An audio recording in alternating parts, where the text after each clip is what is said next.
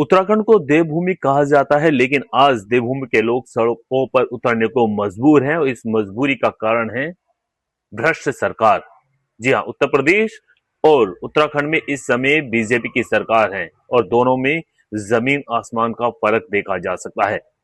BJP को लोगों ने इसलिए जिताया था कि शायद उत्तराखंड का विकास हो सके, वहां का पलायन रुक सके, जो बच्चे अपनी जन्मभूमि छोड़ के देवभूमि छोड़ के बाहर भाग रहे हैं वो घर के पास ही रोजगार ले सके। लेकिन उत्तराखंड इस समय अपराध की भूमि बन चुका है और हाँ, यदि आप सरकार के खिलाफ सड़कों पे आएंगे तो आपको मिलेगी लाठियां और आपके ऊपर होगी एफआईआर, क्योंकि पिछले कुछ समय में यही चल रहा है। जो भी सरकार के खिलाफ आवाज उठाता है उसके अकाउंट डिलीट कर दिए जाते हैं, उसके खिलाफ एफआईआर दर्ज कर दी जाती है। अंकिता भंडारी प्रकरण उत्तराखंड का ऐसा प्रकरण है जैसा कि उत्तर प्रदेश का उन्नाव रेप कांड था। जी हाँ, लेकिन उत्तराखंड में जो ये प्रकरण हुआ अंकिता भंडारी हत्याकांड, इसमें एक वीआईपी का नाम सामने आया था। उस समय तक केवल वीआईपी ही जानते थे, लेकिन हाल ही में पिछले कुछ समय में उस वीआईपी का नाम भी उजागर हो चुका है। राज्य सरकार को चाहिए था कि इसमें एक सीबीआई जांच की जाए, लेकिन लोग छाती पीट रहे हैं, युवा सड़कों पे है, बुजुर्ग सड़कों पे हैं, लेकिन वर्तमान सरकार बीजेपी के कानों में जू नहीं रेंग रही है। हालांकि 2027 में यही नेता लोग लोगों के हाथ पैर जोड़ेंगे, पैरों में पड़ेंगे कि हमें वोट दीजिए, हमें मौका दीजिए।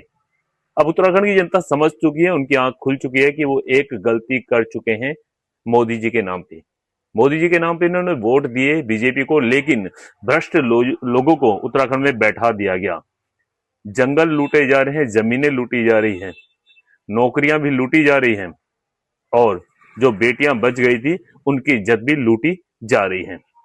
अब वहां का नागरिक समझ चुका है, उनकी आंख खुल चुकी है, क्योंकि बार बार छोटी छोटी चीजों के लिए सड़कों पे उतरना जायज बात नहीं है।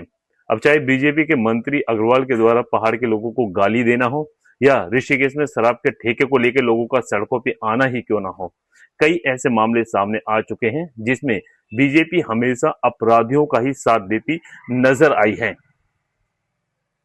अब 2027 नजदीक है और उत्तराखंड से बीजेपी का पत्ता साफ होने वाला है।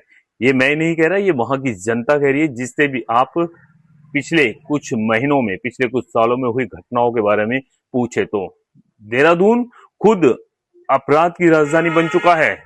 देवभूमि का, राज्य का राजधानी अपराध की भूमि बन चुकी है और सरकार कान में रुई डाल के सो रही है।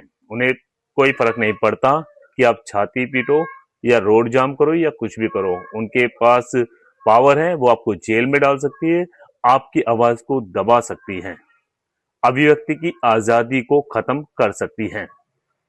विपक्ष यदि साथ में खड़ा ना हो, समाज सेवी साथ में खड़े ना हो और लोगों की एकता ना हो, तो सरकार की दमनकारी नीतियां ऐसे ही चलती रहती और चलती रहेगी। आज अंकिता भंडारी के लिए लाखों लोग सड़कों पे हैं और बीजेपी का एक चेहरा सामने आ चुका है कि इतना रोने पीटने के बावजूद भी बीजेपी एक सीबीआई जांच से परहेज कर रही है। तो बीजेपी को होश में आ जाना चाहिए, कुछ ही समय बचा है, लूट खसोट के दिन पूरे हो चुके हैं, सत्ता परिवर्तन नजदीक है, क्योंकि लोकतंत्र से ही देश चलता है और लोकतंत्र लोगों के हाथ में है।